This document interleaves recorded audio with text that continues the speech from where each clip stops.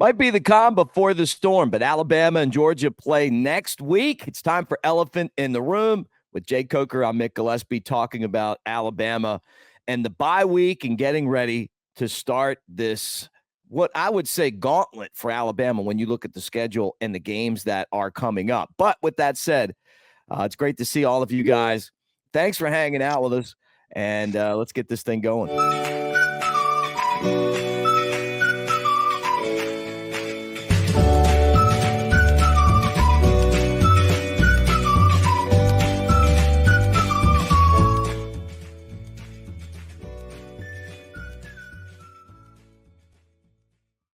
All right, he's looking sharp. That's Mr. Jay Coker to all of you guys. I'm Mick Gillispie. And again, pleasure to have you with us here. Like and subscribe. Give us a thumbs up. Get in the comments section, man. We're back. We're closing in on show 100, but we're not quite there yet. But Alabama plays Georgia. This is really going to be an interesting game. People have debated whether what Georgia has going on right now is a dynasty. I say it is. I mean, look, they played for the championship in 2017, and they got stunned by Tua and Smitty. Then they won a couple titles. They were in the mix last year. Then they got Bama'd. I mean, I guess I could call it Mill Road. So, but they're always in the mix, man. I got to give them guys credit. Alabama, they've had a dynasty. So the question to you is, Alabama, do they still have a dynasty going without Nick Saban? And do you consider what Georgia's been doing a dynasty? I mean, at this point, it's hard to say that Georgia is – they're obviously now a dynasty. I would put them in that category. But it's not to the same level of dynasty that Alabama was on. I mean, Georgia's lost to Alabama more than they beat them in the last 4 years, or whenever they've reached this level. When Alabama was there, it was Alabama, and there was nobody close. There was nobody who consistently beat us. I mean, Ole Miss got us 2 years in a row, but we kind of know. We still came back and won the national championship, and everybody kind of knew that was a little bit of a fluke. So I mean, again, Georgia, they're on a level by themselves as of right now. But again, it's not the level of dynasty that Alabama is or was under Coach Saban's rule for 17 years. Mm-hmm. Well, I mean, this one seems to be, I'd say, a lot more pressure for Georgia, just because if they lose again to Alabama, now it's DeBoer. I'm taking this from Clint Lamb, covercrimson.com and Cover Crimson YouTube. But he's like, if you lose to Alabama again, now all of a sudden it's an Alabama problem, not a Nick Saban problem. Yeah. I mean, it's that hump that Georgia has not been able to get over, in the last 20 years. It's just, I mean, I guess they beat us the first time that we played. I believe it was a home game back when Matthew Stafford was around. Mm-hmm. But outside of that, Georgia has not consistently beat Alabama in the last 20 years. And, when they have, you can have that debate back and forth as much as you want to about it being injuries. You lose Jamison Williams and Mechie, your two best receivers. That limits you a pretty good bit on offense, especially in a national championship game when you game plan with Jamison Williams the entire time. And then you've got, a core of true freshman guys who, are in there trying to figure it out as they go in a national championship game. It's not an ideal scenario, to say the least. Yeah. Well, look, it's one of those situations where you better win. You know what I'm saying? Like, you better win if you're Georgia, with Alabama not having any wide receivers. Jai Hall was like apparently the best receiver that Alabama had in that game, and he was trying to catch passes like this. Sorry, it doesn't work here. And I thought Saban gave us another really big coaching point in that national championship game, not to change the subject, but he's like, you got to practice every day. Like, when you get your opportunity, you're ready to go, instead of getting on Twitter and complaining about not playing, and it's weird how life works out that way. It's not just football, But there's a lot of things like that. You know, if you prepare for the opportunity, when it comes, you'll be ready for it. Yeah, feeling sorry for yourself and not taking backup reps seriously. That's the Achilles heel for a lot of guys with a lot of talent that are used to playing a lot. I mean, Jalen Hurts is a key example of a guy who comes in and takes every rep seriously, is ready when that opportunity comes. I mean, that SEC championship against Georgia where he brought us back to win, that's a guy that understands the importance of backup reps, the intensity of reps, and knowing that, you never know when you're going to be thrown in, and you don't want to be that guy that lets your team down. And it's pretty obvious that he's managed his career that way from start to finish. I mean, you don't make he just signed a $250 million contract, I believe, one of the highest paid quarterbacks in the NFL. And I mean, a lot of his talent comes from mental toughness and just being one hell of a leader. I mean, that guy, I think he sets himself apart mainly due to mental capacity. I mean, that guy, and to me, that's the biggest compliment you can give somebody.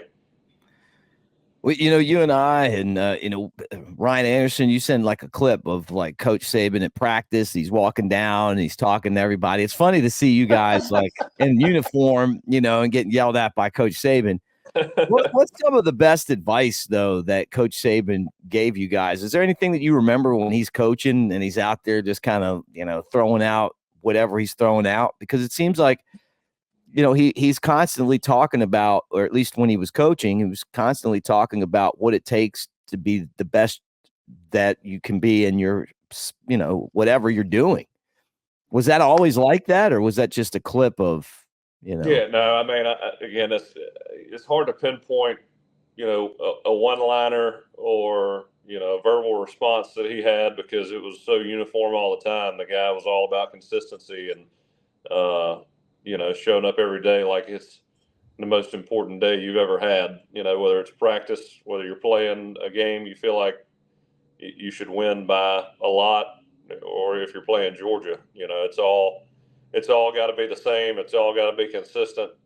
Your character is who you are every day, not just what you're doing in the spotlight. So, I mean, again, I would say consistency, showing up, being able to handle adversity, no matter how negative the situation is, you keep fighting through it. Everything will be okay.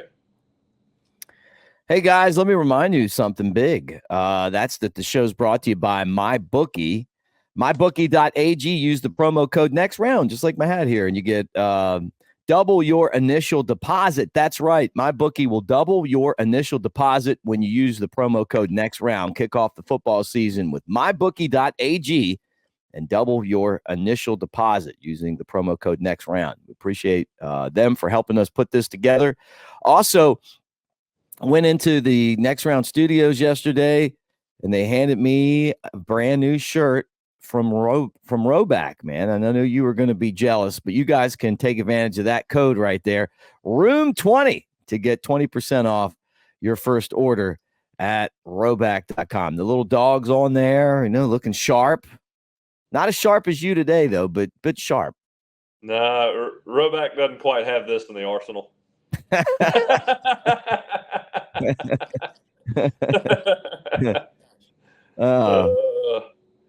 But no, I'm ready for it. Who's going to be the broadcast team on this Georgia Alabama game? You would ask me that, and I don't know offhand. Because I don't. I'm watching this ABC broadcast, and I like a lot of those guys, but it doesn't have that Southern football feel, Yeah, I feel like it's a Big Ten crew trying to bring some excitement to an SEC matchup, and I love Joel Klatt, but it's a Big Ten guy. I miss the CBS days. You tell me you miss Gary Danielson? I was about to say, you can say what you want about Gary Danielson, but I miss the CBS feel of those games.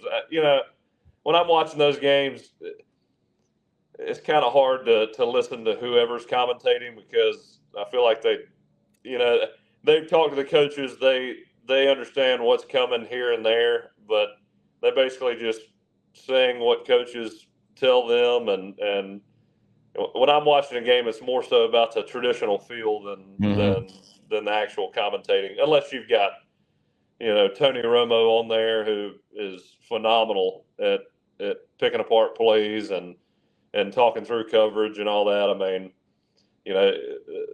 those NFL broadcasts with old quarterbacks on there. I watch the Manning cast. That's always fun to watch to me. But when you just got two guys in a booth, I miss the CBS production, I guess. Yeah, right.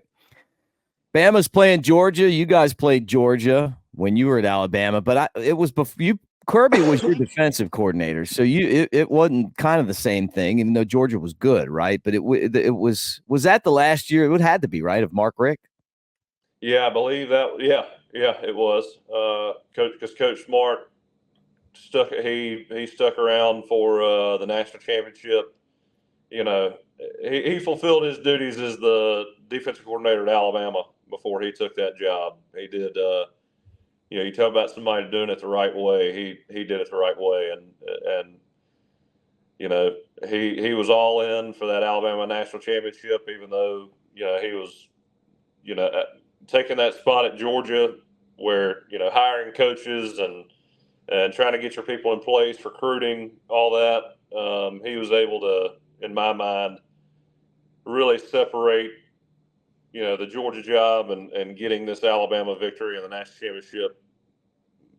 He was able to separate those about as well as I think you could possibly do, and showed his respects to us, Coach Saban, by doing that. And I mean, look, Georgia's not Georgia just by accident. Coach Smart's one of the best coaches around, one of the best people in college football around, and you don't win consistently like that without having a lot of character and being a stand-up guy. And so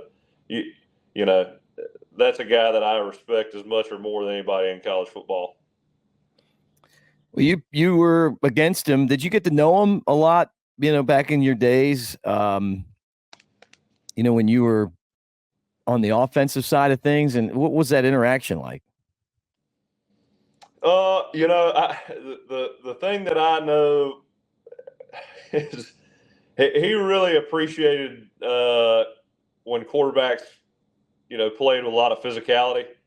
And, there were certain games where, I'd have a few physical runs and we'd win. And, it kind of felt like momentum shifts, I remember several games, Texas A&M being one of them. I remember him coming over and congratulating me and telling me how much he thought of those runs and appreciated that. And, that meant a lot to me. And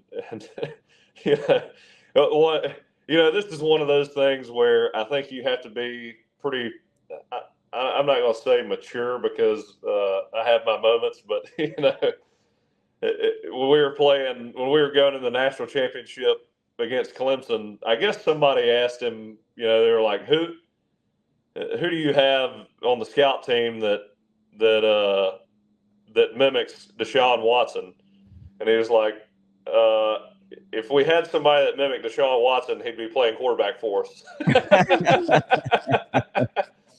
And I didn't have Twitter. I didn't have any of that. I didn't even know it happened, but he shot me a text, after that happened. He's like, man, I just thinking off the top of my head, and I didn't mean it that way. He's apologizing, and I was like, Coach, I don't give a shit. Let's go win tomorrow. Yeah, right. But just, he's just thoughtful and things like that. And,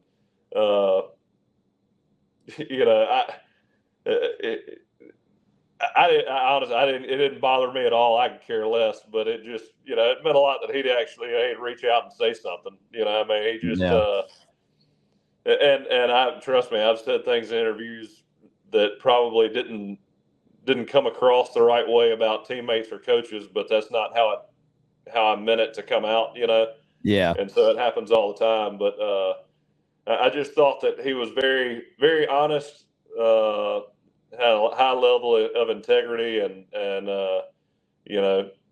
did his best to support his players, and I always felt like he had my back. And so, just honesty and communication like that goes a long way with me. And I think that's, kind of reflective of why he has players that like him so much and play so hard for him. Yeah, no doubt. A couple things, guys. Please like and subscribe. And be part of covercrimson.com right now. Clint Lamb went through and he does the snap counts. He gives you like what Alabama's third downs look like this year, drive charts, all of that stuff. We got the message board and a lot more coming at covercrimson.com. Also, Jake and I are going to be at Striker Strong, the golf tournament, the 6th annual Striker Strong golf tournament that is in Birmingham next Friday. Striker's dad, Robbie, played baseball at Alabama, and he's got a very rare disease. It's called Tatten-Brown-Raymond syndrome, and I think I pronounced that right, but it's a very rare. He's a young kid that is basically bedridden and is a just fantastic kid. You see him smiling. He's going through a lot in his life, and Robbie and his family are doing everything they can to try to help make this young fella's life comfortable. Striker, and then this golf tournament is a big deal. It helps raise money for TBRS and the TBRS community. And I'll tell you what, Robbie pours his heart and soul into trying to help his son, which all of us would do, and then also get people the tools that they need if they're God forbid their kids are inflicted with TBRS. So Jake and I are going to be there on Friday. I know it's a huge golf tournament, and some of you guys watching will probably see us there. So looking forward to it. But Striker Strong, 6th annual golf tournament next Friday, the day before Alabama and Georgia play. And Jake, you say it's a great golf tournament, and it couldn't be for a better cause. Man, it is a great tournament. A lot of people come out. I've known Robbie for, I guess I met him 3 years ago. I've played in it ever since I met him. To me, it says a lot about someone that does all they can and more for their child, especially, look, Striker's a great kid, and,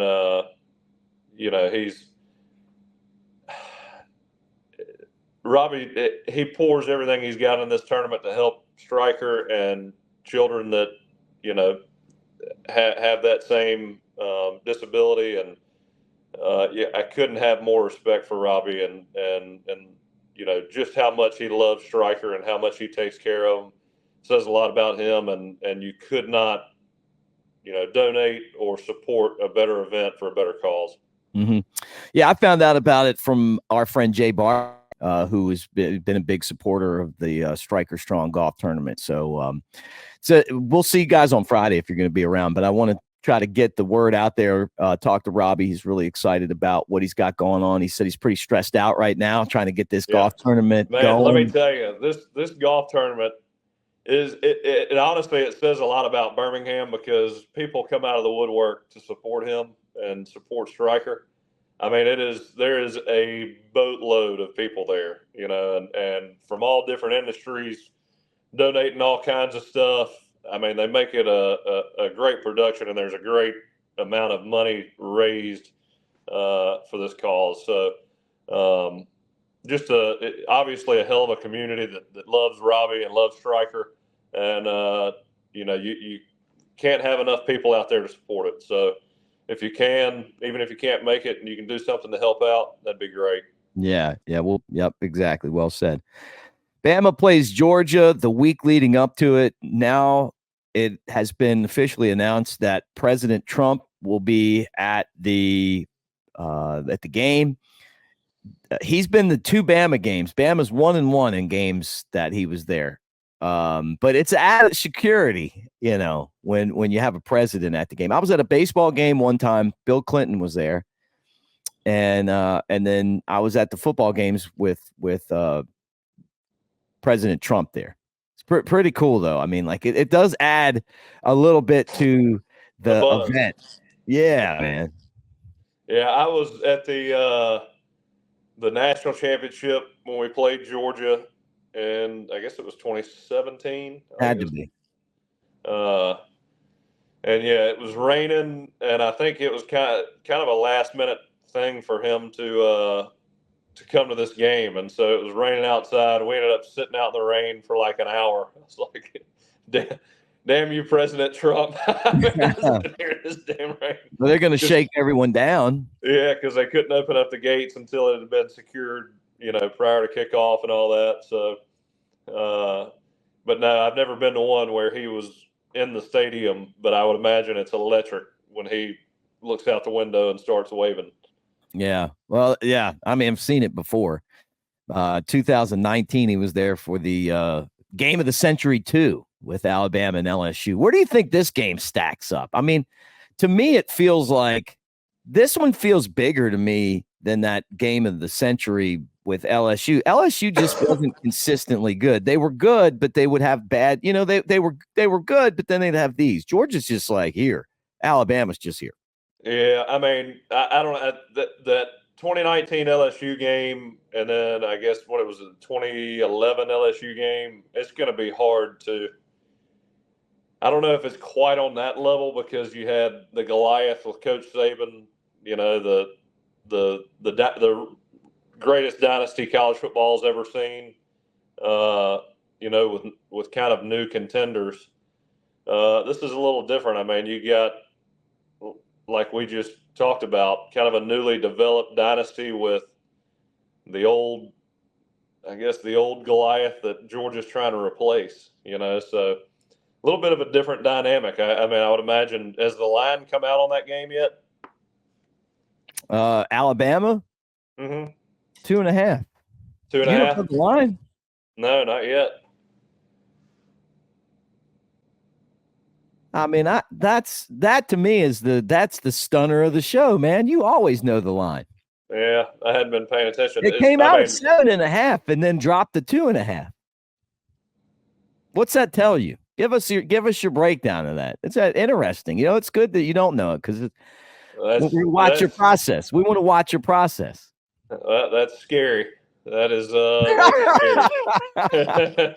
That's not a good thing. It's kind of like that Michigan line last year. That low line scared me.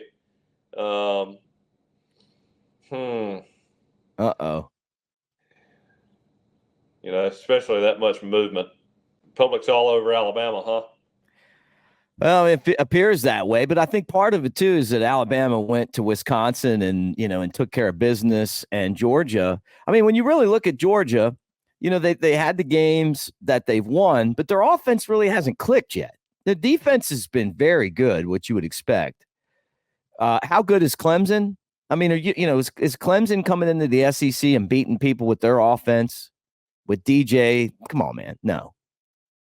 I bet Clemson's probably like, I don't know, 8th or 9th best team in the SEC, to be honest with you. Look how bad Florida State is. Yeah, I mean, I think if you line up Clemson against LSU, South Carolina, I think you're looking at them being a 7-point dog. They're probably in that middle of the road SEC, maybe a little worse. I mean, I don't. I was honestly pulling for Clemson this year because Dabo didn't do the transfer portal stuff, and it's not like I'm anti-transfer portal or anything, but I mean, when you build an entirely new roster on transfers, that's when it's kind of like, all right, we're getting a little out of hand here. But I guess you got to do what you got to do. But I like Dabo, and I was kind of pulling for that more traditional approach, but looking like that may not work out. Yeah, yeah. Hey, you're right. So think about Georgia, this out. What's that? I mean, I think Georgia's obviously one of the top 2-3 teams in the country, but yeah, you're looking at them and you're not thinking they're dominant. Again, they're not dominant like that Alabama dynasty back in especially those early 2000s. Think about this as we kind of go off the air here. Transfer portal, Alabama. Now, a lot of guys left because Saban retired, but some of the best players on the team came out of the portal. Brailsford, the center, Clint Lamb. We had no choice. I mean, we had no choice. We had no choice. Clint Lamb says that Parker Brailsford's the offensive MVP through 3 games. I picked Milroe, by the way. I'm a quarterback guy. But you talk about him, and then Cuevas and Bernard have scored touchdowns. You got Overton, who's been in the backfield. He's one of their best defenders. And then Sab, the safety that's got a couple of picks from Michigan. I mean, and I'm not even hitting everybody, but Bama's done a good job, and those transfer portal guys have made a difference.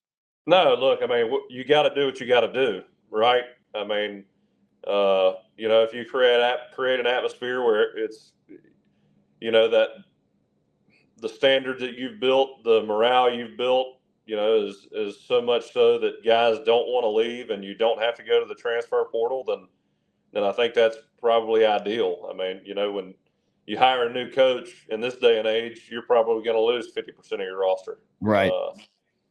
Especially when you got brand new guys that came in wanting to play for historically the best coach of all time, and he leaves when they get there. I mean, it's going to be hard to hold on to those guys. But again, Coach DeBoer, I mean, he's done, I think he's preseason coach of the year, in my opinion, the way that he held everything together. Jalen and Tyler Booker and Malachi Moore, kept those leaders around, and they kept the team together and helped recruit new guys. You get Ryan Williams, what was seemingly a nightmare scenario when it first happened turned into, to me, the best possible transition.